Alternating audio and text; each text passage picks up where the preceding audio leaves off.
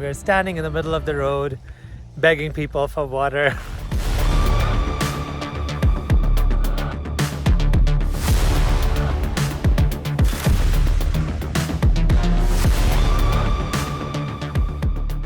Here's everything you need to know about Timor Leste in less than a minute.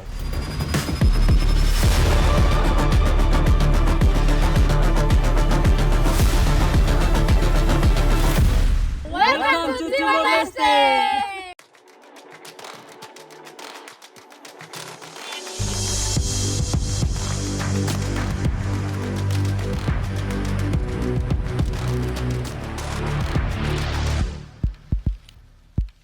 Welcome to Timor Leste, my 86th country, and in this video, I'm taking you on an epic adventure to this tiny, amazing country. We'll go inland first, where I'll show you some beautiful waterfalls, landscape, mountains, and a lot more, followed by Atauro Island, where we will be diving on the most biodiverse reef in the entire world, followed by swimming with a lot of whales. Let's get started.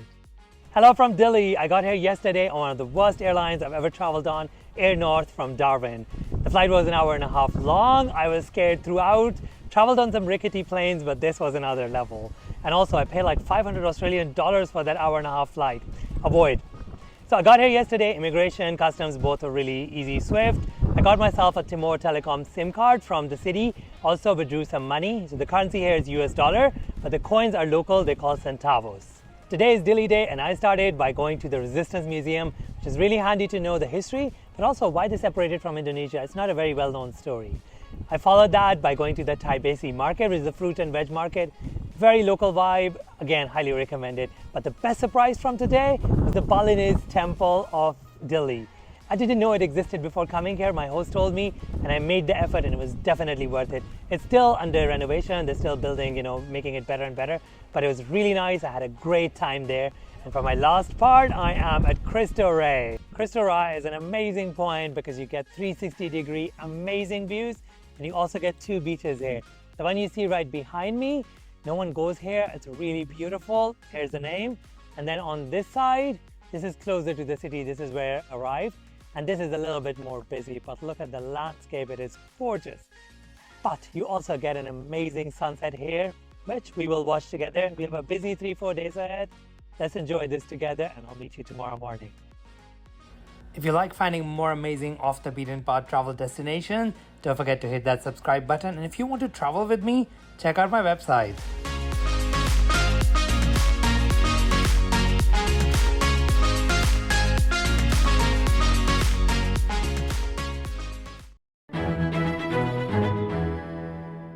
It's day 2 in Timor Leste, and I'm standing in front of Mota Bandera. This is the tallest waterfall in Timor Leste, and with a drop of over 200 meters, it is quite an impressive sight. But getting here is not an easy task though. We left around 8:30 in the morning, and then we went on some really bad roads. Not just bad, but also really, really dusty. We got here around 2 p.m. and every time we asked the locals how far it is, they're like, yeah, just not too far from here. It took 6 hours to get here. And then about 30 minutes on some really non-trekking trek. Finally, I'm here. Let me show you around. There's also a really gorgeous valley next door. And then I'm heading back while you enjoy this view, because we have to sleep in Gleno, and that's about 3.5 hours of drive. See you tomorrow.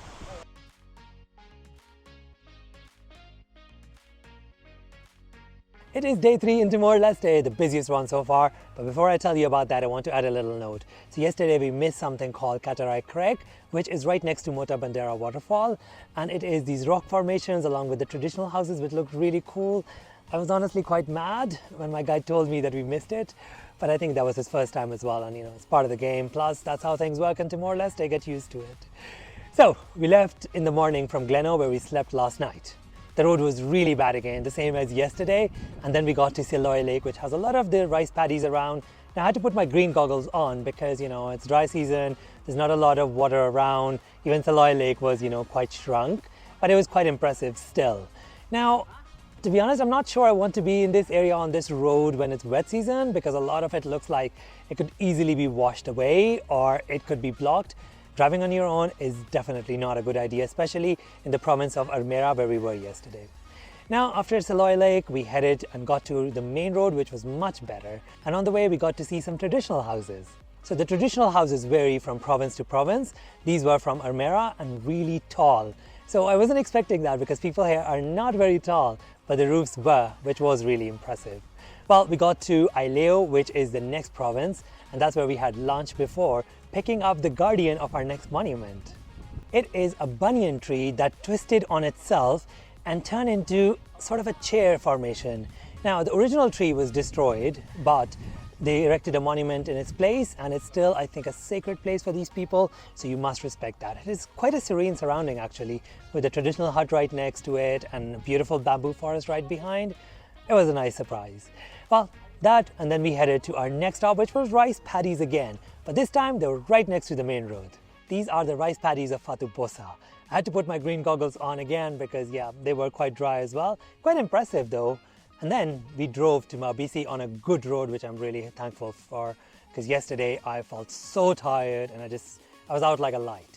So are here on our first stop, and this is the Posada.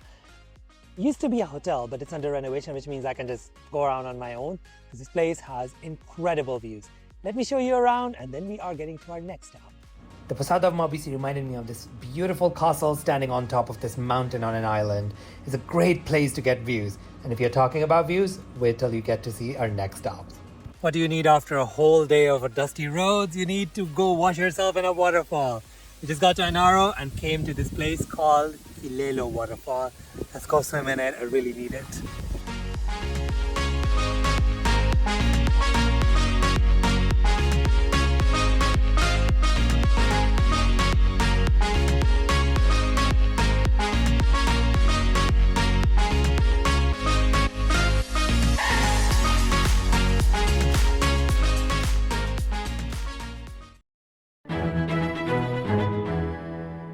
Good morning. We had a fantastic start of the day in Atauro. The place has beautiful views, and you can see the tallest mountain in the whole of Timor Leste. It's called Ramelao. You can actually climb there as well if you want. It's like a 2-day thing. And the third tallest, and yeah, we then left after there, and then we are heading back to Mabisi to see some traditional houses, and then our car overheated and we're standing in the middle of the road begging people for water. So hopefully we'll get some and then we'll be on the way. This is Brian, by the way. He's my guide, my driver, my buddy. And yep, see you in a bit, hopefully.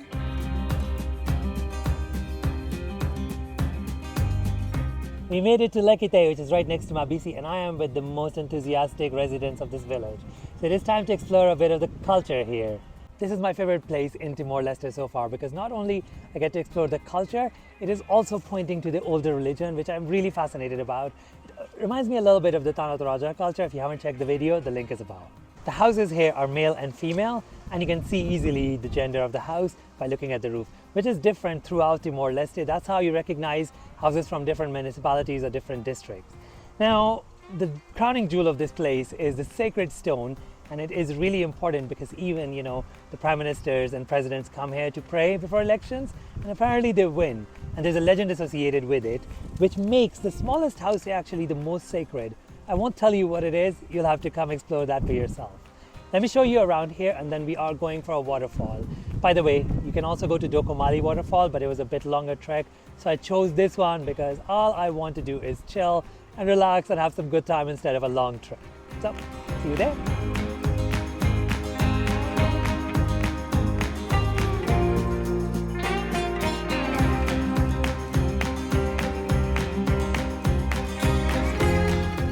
I love legends and stories like these, and I really love these older religions because most of them were based on nature, and sadly we're losing so many of them.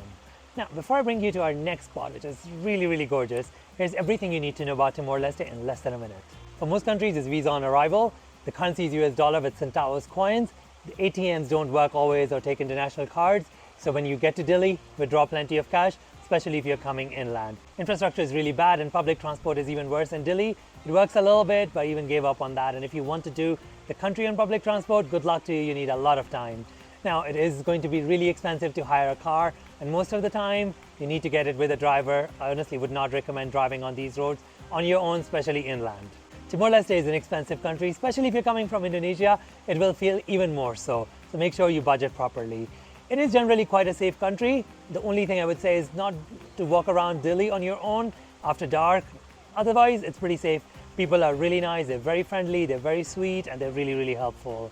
Now, there are 4 languages spoken here: Tetum, Bahasa Indonesia, English, and Portuguese. Most of the time you can get by on English, but use a translator if you need to. Most of the population understand Indonesian. For SIM card, I would recommend Telemore, not Timor Telecom, because Telemore works much better both inland and on Atauro Island. I had to switch later. For accommodation, you have 3 things. Inland, you will get some guest houses, mostly basic but clean, $25 to $30 per night, and that includes breakfast. In Dili, there's a lot of options, lots of hotels, but I honestly really enjoyed staying with Tracy Morgan. She's a fellow Brit, and I had a great time in her quirky house with her cat. But the most important thing is she's an amazing contact, and she knows anyone and everyone throughout Timor Leste. So if you ever get into a jam, she'll be able to get you out of there. Thank you, Tracy, for hosting me. On Atauro Island, there's a few options, homestays, and you also have some dive resorts. So you will have no problems, but this is going to be the most expensive accommodation you will get. The one thing you definitely don't want to miss, and that's Timorese chili. It's really, really spicy, but it is the bomb. It's absolutely amazing. Don't forget to try it. Now that you have all the information about this beautiful country, your head must have heated up. I'm taking you for a little swim. The best part, I got my own little pool. I came expecting just one waterfall, but it is actually divided on multiple levels with these beautiful pools. The biggest one was busy with all the local kids playing, so I got my own private one right on top of it. I'm so glad I missed Dokomali for this waterfall. Would I get my own pool there? Actually, I'm not too sure. If you know, do let me know. Well, you must be wondering why I haven't taken you to a beach yet, because they have some gorgeous beaches up and down this country, and the problem is crocodiles, especially on the southern coast, so be very careful. Even if you're going to Jako Island, take your snorkeling gear with you. It's a 3-day trip, and be careful with the crocodiles there as well. So, with that being said, it's time to head to a beach. We are going to Atauro Island.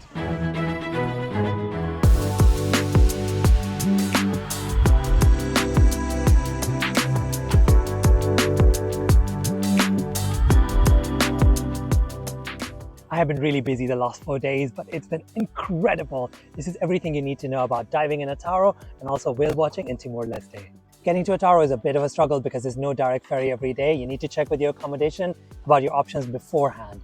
Now, there's a few different accommodation and dive resort options. I stayed with Atauro Dive Resort and I actually had a great time with them. There's a reason Timor Leste is said to have the most biodiverse reef in the entire world. It is absolutely spectacular and it's really hard to describe it. Now, I did 10 dives here and every single one of them was special. We had wall dives, we had slopes, we had channel, and everything was absolutely incredible. The visibility was great, even when we dove down all the way to 25-30 meters, but you don't need to go that deep to see all this beautiful stuff. So there's so many different types of fish that I don't remember a type of fish that I didn't see here. And there's also a lot of nudibranchs, some of them I'd never seen before. So colorful, so it's also great for macro diving. But the thing that really blew me away, those are the corals.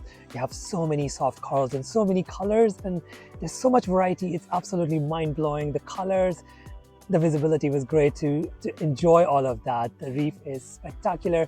Also got to see some special stuff like some schools of barracuda and a lot of other stuff. It's not so great for, big stuff like paraplegics. So yeah, you're not gonna see a lot of that, but everything else was absolutely mind-blowing. Atauro is quite a big island and you can do quite a lot of stuff here, but honestly, I focused my time mainly on diving and whales. You also have some beaches here. My favorite was Akrema, which is in the north, but accessing these beaches, especially in the north and on the west side, is not so easy. You either need a boat or you need to hike 3-4 hours. Yeah, not a big fan, but we did go to Akrema and it was spectacular because we got to spend some time there between the dives. Now the part that you've been so patiently waiting for, whale watching in Timor Leste. Now, the best time to do this is late October to November end. This is the migration season and you get to see 4 different types of whales. Melon-headed, you get to see pilot whales, you also see sperm whales and the pygmy blue whales. Now you can do it from Dili and I would recommend Aquatica Dive Resort for it. Or you can do it from Atauro Island and you can do it from Atauro Dive Resort. So it is spectacular to do this. A few things that are really important. These are whales on migration, so you will need to swim in open ocean. Make sure you're comfortable. You can't use a life vest. Secondly, you will be spending the day on the sea. If you get seasick, please stay away from it because you'll be ruining it for the other people. Thirdly, it is a lot of physical exercise and go into the water every single time because you never know what time you will get lucky. The whales are quite shy and a lot of time they just dive deep, especially the pilot whales. So don't give up. I also realized after a few times that if you splash and run after them, they just dive down and you will never be able to match their speed underwater. So just stay calm, stay silent, and they will just come around you. And I had an absolutely great time like that. Now enjoy all this beautiful whale footage, the diving footage. I had an amazing time in this tiny country and I can't wait to come back. Do let me know what you think in comments, and I will see you in another beautiful destination next time. See you there.